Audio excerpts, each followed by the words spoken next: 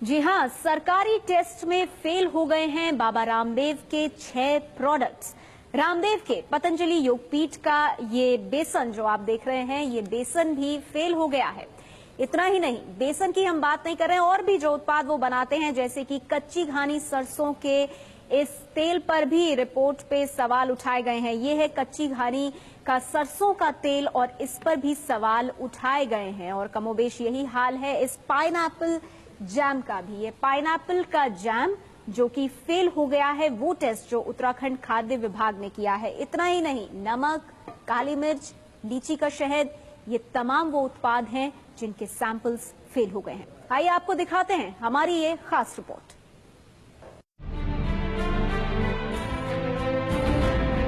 योग से आयुर्वेद और आयुर्वेद से किराना तक बेचने लगे हैं बाबा रामदेव। लेकिन खाद्य विभाग की रिपोर्ट ने बाबा रामदेव के इस कारोबार के लिए परेशानी खड़ी कर दी है। हरिद्वार के डीएम सचिन कुर्वे के मुताबिक 16 अगस्त को सैंपल लिए गए थे और रुद्रपुर लैब में टेस्ट के बाद 6 चीजें नेगेटिव पाई गयी।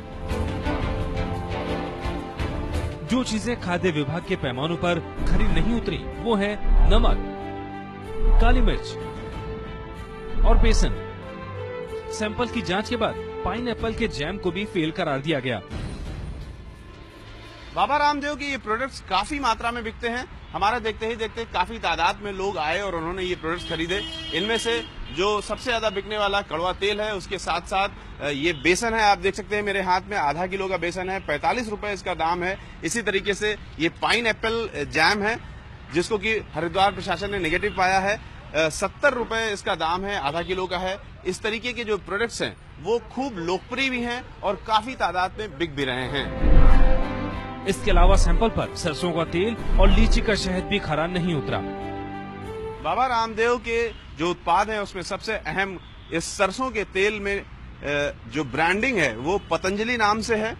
लिखा हुआ है कच्ची घानी प्योर मस्टर्ड ऑयल, असली सरसों की झांस, असली सरसों का स्वाद, 100% शुद्धता का भरोसा। ये इस पर लिखा हुआ है, 100% शुद्धता का भरोसा। और ये जयपुर से बनी हुई है। राजस्थान के जयपुर में इसका मैन्युफैक्चरिंग होती है, प्रोसेस्ड होता है और पैकिंग होती है। मस्टर्ड ऑयल के सापेक्ष में तो उन्होंने स्पष्ट रिपोर्ट में ये आया है कि ये बना कहीं और है करके, और उसके सापेक्ष जो यूज किया गया है यहाँ पे ना, तो यहाँ का किया है, बना कहीं और पे है, ऐसा ही आया है। तो इसमें काफी सारी चीजें हैं कि भाई यहाँ पे मैन्युफैक्चरिंग का उनका कहीं टाइप तो नहीं है।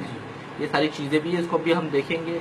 ऐसा कि कहा जा रहा है कि सरसों का तेल और लीची का जूस उसके बारे में कि वो कहीं और बन रहा है और उसकी लेबलिंग कहीं और हो रही है। उसके संबंध में तो मैं ये कहना चाहूंगा कि जो हमारे देश में वर्तमान में कानून है, उन कानूनों के अनुसार हम लोग कोई भी मैन्युफैक्चरर किसी प्रोडक्ट को कहीं बनाए तो उस मैन्युफैक्चरर का उस लेबल के ऊपर नाम होना चाहिए, और यदि कोई दूसरी एजेंसी उसे मार्केटिंग करे तो उसका भी नाम होना चाहिए, और पैक के ऊपर दोनों का नाम, एड्रेस और कॉन्टैक्ट डिटेल्स पूरी तरह होनी चाहिए। एज लॉन्ग एज ये दोनों कंडीशन हो